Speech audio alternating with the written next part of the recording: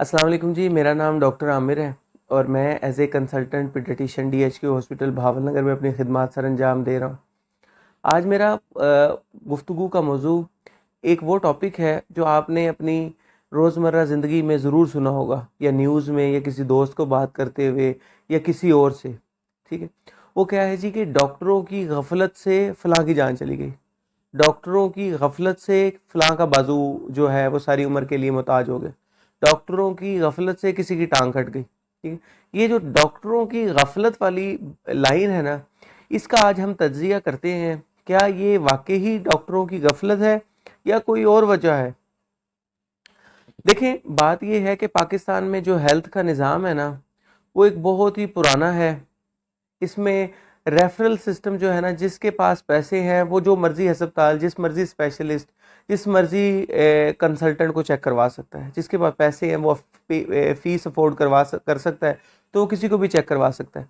ठीक है, और जिसके पास पैसे नहीं है वो पहले एक BHU में जाएगा, वहाँ से वो एक रेफ़र करके उसको RHC में भेजेंगे। RHC वाले असेस करेंगे कि इसकी जो बीमारी है वो सही इस लेवल की नहीं है, तो वो DHQ में चला जाएगा। DHQ वाले देखेंगे कि ये हमारे जो है लेवल का नहीं है, तो उसको वो टर्शरी केयर हॉस्पिटल में रेफ़र कर देंगे। ठीक है, तो ये एक प्रोसेस का, एक रेफरल का एक ऐसा निज़ाम है। ठीक है, अगर आप इस रेफरल सिस्टम से इनहराफ करते हैं, जैसे एक मरीज़ है, उसको टीचिंग हॉस्पिटल या टर्शरी केयर हॉस्पिटल के ट्रीटमेंट की ज़रूरत ही नहीं है, उसका मसला DHQ या THQ लेवल पे भी हल हो सकता है, लेकिन वो बाईपास करता है इन सारे हॉस्पिटल्स को और डायरेक्ट टीचिंग हॉस्पिटल में चला जाता है।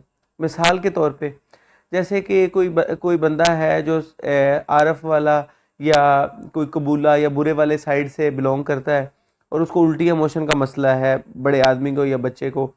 ठीक है, वो लोग अफोर्ड कर सकते हैं, तो वो क्या करेंगे कि वो वहाँ के किसी डॉक्टर को चेक नहीं करवाएंगे, वहाँ BHU या THQ लेवल पे चेक नहीं होंगे, वो डायरेक्ट जिन्ना अस्पताल लाहौर में चले जाएंगे। अब डायरेक्ट जब जिन्ना हॉस्पिटल लाहौर में आ जाते हैं, तो किसी ने मना तो नहीं करना कि आप इस अस्पताल में ना आए। ठीक है, तो जब वो डायरेक्ट किसी टीचिंग हॉस्पिटल में आएंगे, तो वहाँ पर तो टीचिंग हॉस्पिटल में पहले ही रेफरल मरीज हैं जो मुख्तलिफ अस्पतालों से आ रहे हैं। एक ये एडिशन होगा, ये नहीं बल्कि और इस जैसे बेतहाशा लोग ऐड हो जाएंगे। ठीक है, वहाँ पर फिर जो जिनको ज़रूरत है टीचिंग हॉस्पिटल की, उन पे तवज्जो बट जाएगी, कम हो जाएगी इन मरीजों की वजह से जिनको ज़रूरत नहीं है टीचिंग हॉस्पिटल में आने, जिससे इन हॉस्पिटल में ना ज़रूरत से ज़्यादा रश हो जाएगा, और ये एक बड़ी वजह है डॉक्टर और मरीज़ों के दरमियान फंस की। हमारे यहाँ ना हेल्थ को इतनी ज़्यादा इम्पोर्टेंस नहीं दी जाती। ठीक है, मरीज़ हल्की फुल्की बीमारी को तो कुछ नहीं समझता, किसी मेडिकल स्टोर से, किसी हकीम से, किसी डिस्पेंसर से या कोएक से वो दवाई ले लेते हैं। ठीक है, तो जब वो बहुत सारे लोग उससे ठीक भी हो जाते हैं, लेकिन बहुत सारे लोग ऐसे भी होते हैं जिनको कोई रिएक्शन हो जाता है, या उसकी बीमारी उस लेवल की नहीं होती जिस लेवल की उन्होंने दवाई दी होती है, या उन्होंने कोई गलत दवाई दे दी होती है, क्योंकि हकीम और डिस्पेंसर वगैरह ना ज़्यादा स्टीरॉयड यूज़ करते हैं, जिसकी वजह से मरीज़ वक्ती तौर पे तो ठीक हो जाता है, लेकिन इन द लॉन्ग रन जो है ना उसकी बीमारी बढ़ जाती है।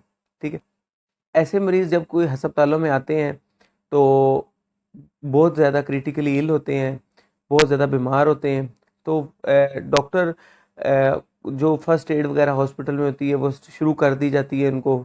ठीक है, तो अगर खुदा ना खास्ता किसी को बहुत ज़्यादा सीरियस बीमारी होती है, तो बाज़ दफ़ा वो इस फर्स्ट एड के दौरान उसकी डेथ भी हो जाती है। ठीक है, ज़्यादातर मरीज़ जो होते हैं जो अस्पताल में डेथ के केसेस रिपोर्ट होते हैं, उसमें रोड ट्रैफिक एक्सीडेंट के हैं, और एक्यूट मायोकार्डियल इन्फेक्शन या हार्ट अटैक के मरीज़ होते हैं, जो ज़्यादातर मेजॉरिटी वाले पेशेंट हॉस्पिटल में आके एक्यूट सडन डेथ में आते हैं, जिनकी अचानक मौत हो जाती है। ठीक है, रोड ट्रैफिक एक्सीडेंट में ये होता है कि बाज़ दफ़ा मरीज़ हमारे पास आता है, ठीक है, और उसके हेड इंजरी हो जाती है।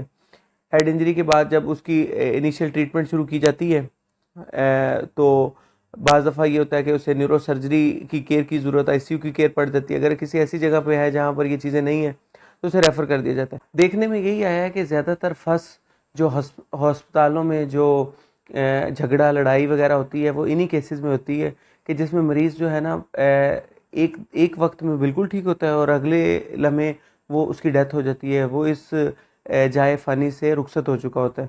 तो ज़्यादातर फंस इन्हीं केसेस में होती है। मरीज़ों की एलिगेशन जो डॉक्टरों पे होती है वो ये होती है कि हमारे मरीज़ को डॉक्टरों ने सही देखा नहीं है।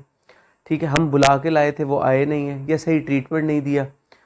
तो ये जो बुनियादी एलिगेशन है जिसकी वजह से अस्पतालों में फंस होती है, इसका तज्जिया करते हैं। देखिए बात ये है कि जो एक डॉक्टर है वो एक 5 साल के एमबीबीएस के बाद फिर हाउस जॉब के बाद बनता है, ठीक है। और दूसरे नंबर पे ये है कि जो स्पेशलिस्ट डॉक्टर होते हैं उन्होंने 4-5 साल की फर्दर पोस्ट ग्रेजुएशन की होती है। तो 10 साल में एक स्पेशलिस्ट डॉक्टर जो है ना वो बनता है। तो डॉक्टर जो होते हैं ना वो उनको पहले पता है कि यार इस पेशेंट को ज़्यादा तवज्जो की ज़रूरत है, इस पेशेंट को कम तवज्जो की ज़रूरत है। और डॉक्टरों के मरीज़ के ऊपर खड़े होने से उसका इलाज नहीं होता। मरीज़ जो है वो इंसिस्ट कर रहा होता है कि डॉक्टर जो है ना हमारे पास खड़ा रहे, ठीक है, क्योंकि अस्पतालों में इतना ज़्यादा रश होता है कि ये प्रैक्टिकली पॉसिबल नहीं है कि एक मरीज़ के ऊपर ही एक डॉक्टर खड़ा हो जाए, ठीक है। एक इमरजेंसी आती है, उसको ट्रीट होता है, फिर दूसरी, तीसरी, चौथी, पाँचवीं, इस तरह। तो उधर तो इमरजेंसी की बम्बार्डमेंट हो रही होती है ना इमरजेंसी वार्ड्स में, ठीक है। और यही हाल पीड्स और गायनी का भी होता है, वहाँ पर भी बहुत ज़्यादा रश होता है। दूसरी जो एक फंस की बड़ी वजह होती है कि अस्पतालों में दवाइयों का ना मिलना है, ठीक है। दवाइयाँ देखें डॉक्टरों ने तो सिर्फ प्रिस्क्राइब करनी है, डॉक्टर दवा मेडिसिन देना तो गवर्नमेंट की जिम्मेदारी है ना। तो इस पे डॉक्टरों से जो लड़ाई करते हैं पेशेंट, उन्हें इस बात की समझ नहीं है कि ये दवाइयाँ तो गवर्नमेंट ने प्रोवाइड करनी है, डॉक्टर ने को अपने घर तो नहीं लेके चली जानी जो अस्पताल में आ रही है।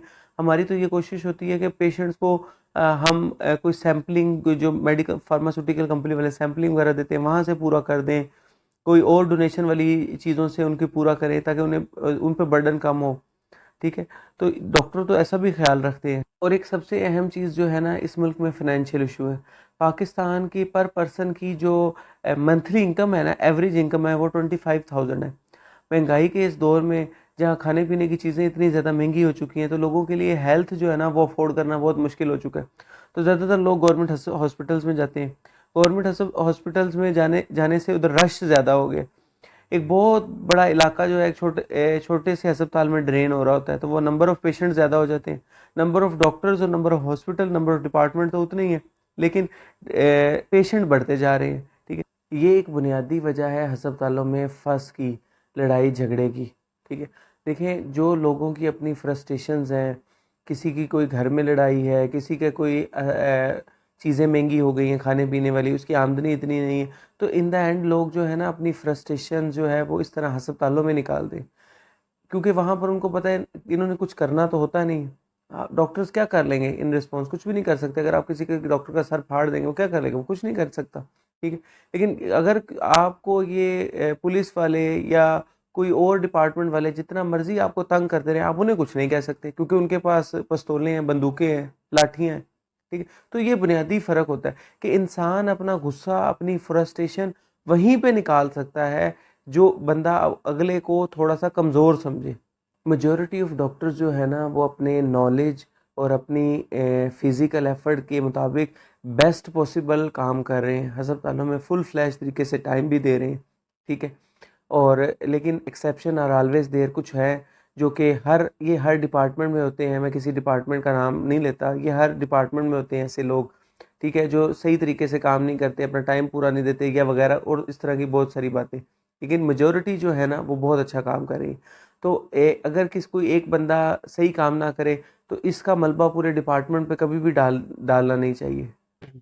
उम्मीद करता हूँ कि आपको मेरी वीडियो पसंद आई होगी, और अगर आप इस तरह की और दूसरी वीडियो देखना चाहते हैं तो मेरा यूट्यूब चैनल सब्सक्राइब करें और मुझे फीडबैक दें कि मैं किस कंटेंट पे, किस टॉपिक पे बात करूँ। अल्लाह ताला आपका हाफ़िज़ व नासिर।